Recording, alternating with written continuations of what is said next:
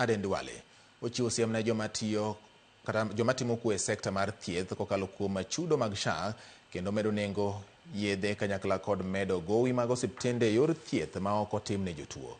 Ka oloso bang' timo limbe osiptende mopogore opogore e chako chenro mar taifa KI County ma Bomet, Duale ojiwo mondo ji oti kod okumba mar SHA ka onyisogi ni gidhi yudo tich makare kaluwore kod patik mar ndiko thieth mitimo nono ma onge chudo e osiptende duto mondo kik jotuo wuondi mit donjre e chudo ma ok opuodhi.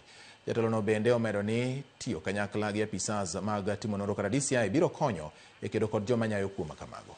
Onyesha ile Mkenya atapewa na yote imeandikwa bure, so unaenda huko unasoma chata paka make sure dawa umepewa.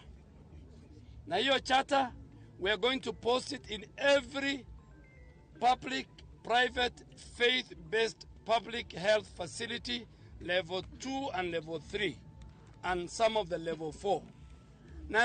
Na kwa sababu gani? Kwa sababu Wakenya wanaenda huko wanalipishwa.